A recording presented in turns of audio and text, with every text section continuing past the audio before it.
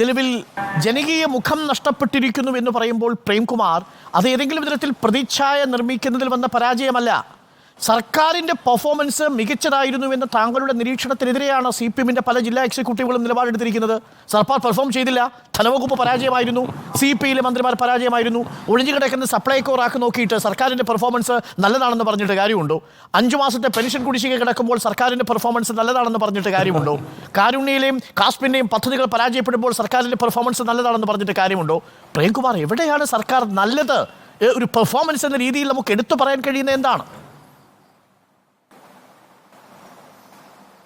അരുൺ, സർക്കാരിൻ്റെ performance assess ചെയ്യുന്ന പലവിധ നാഷണൽ സർവേസും ഗവൺമെൻറ് ലെവലിൽ തന്നെയുള്ള പലവിധ ദേശീയ തലത്തിലുള്ള പഠനങ്ങളും റിപ്പോർട്ടുകളും നിരന്തരമായിട്ട് വന്നുകൊണ്ടിരിക്കുന്നുണ്ട്. അത്തരം റിപ്പോർട്ടുകൾ ഏത് എടുത്തു നോക്കിയാലും നമുക്ക് അതിൻ്റെ ഓരോന്നിൻ്റെ എടുക്കുകയാണെങ്കിൽ ചെയ്യാം. കേരളത്തിൻ്റെ അവസ്ഥ എന്നുള്ളത് ഇന്ത്യയിലെ മറ്റ് സംസ്ഥാനങ്ങളുമായിട്ട് കമ്പയർ ചെയ്യുമ്പം 1-ാം സ്ഥാനത്തോ 2-ാം സ്ഥാനത്തോ 3-ാം സ്ഥാനത്തോ എങ്കിലുമാണ്. അതായത് രാഷ്ട്രീയമായിട്ട് ഏതൊക്കെ തരത്തിൽ കേരളത്തിന് ബുദ്ധിമുട്ടിക്കാൻ പറ്റുന്ന അപകടമുണ്ട്. പ്രേംകുമാർ, നോക്കൂ, അവിടെ വിലയിരുത്തൽ നടന്നിരിക്കുന്നത് നമ്മളും ഉത്തർപ്രദേശും തമ്മിൽ എങ്ങനെയാണ്, നമ്മളും ബീഹാറും തമ്മിൽ എങ്ങനെയാണ്. പക്ഷേ കേരളത്തിലെ ജനങ്ങൾ ഉത്തർപ്രദേശുമായിട്ടല്ല മത്സരിക്കുന്നത്.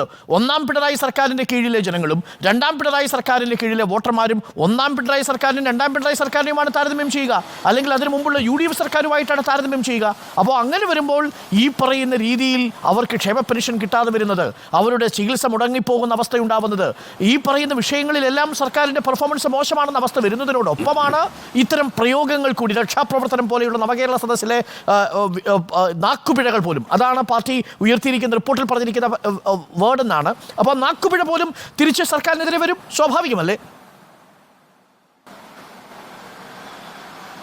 അരുൺ, ഞാൻ പറയാൻ തീർക്കാൻ സമ്മതിക്കുന്നില്ല നിങ്ങൾ. ഞാൻ പറഞ്ഞത് എൻ്റെ അഭിപ്രായത്തിൻ്റെ കാര്യമാണ്. രണ്ടാമത്, നിങ്ങളിവിടെ എന്താ പറയുക ലൈവായിട്ട് റിപ്പോർട്ട് ചെയ്യുന്നത് CPI-യുടെ ഒരു എക്സിക്യൂട്ടീവ് യോഗം നടന്നതിൻ്റെ പുറത്ത് നിന്ന് നിങ്ങളുടെ റിപ്പോർട്ടർക്ക് തോന്നുന്നത് എന്ന് തന്നെ ഞാൻ പറയും. പ്രത്യേകിച്ച് ഒരു അടിസ്ഥാനവും ഇല്ലാതെ ഒരു പ്രൂഫും ഇല്ലാതെ നിങ്ങൾ പറയുന്ന കാര്യങ്ങളാണ്. എന്നിട്ട് എന്നോട് ചോദിക്കുകയാണ് ഭരണരംഗത്തെ പരാജയമാണെന്ന് CPI പറഞ്ഞല്ലോ എന്ന്. CPI അങ്ങനെ പറഞ്ഞു എന്ന് CPI-ക്കാരോ ഏതെങ്കിലും റിലയബിൾ സോഴ്സിനെയോ കോട്ട് ചെയ്തുകൊണ്ടല്ല നിങ്ങൾ പറയുന്നത്.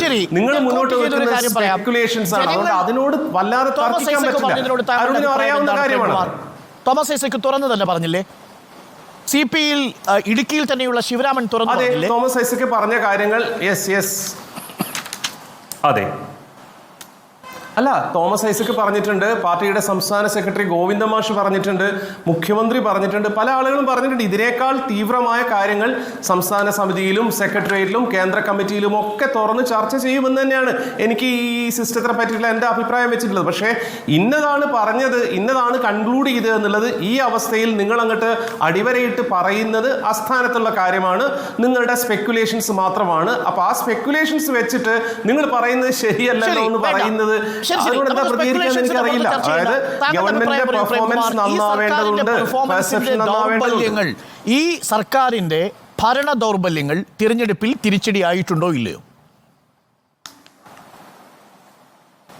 അല്ല, രണ്ട് കാര്യങ്ങളും ഉണ്ടെന്നാണ് ഞാൻ വിശ്വസിക്കുന്നത്. അതായത് കേരളത്തിൽ എപ്പോഴും കേന്ദ്ര ഗവൺമെന്റിലേക്കുള്ള തെരഞ്ഞെടുപ്പ് നടക്കുമ്പം ഒരു പാറ്റേണും കേരളത്തിലേക്കുള്ള ഇലക്ഷൻ നടക്കുമ്പോൾ മറ്റൊരു പാറ്റേണുമാണ് ഉണ്ടാവാറുള്ളത്.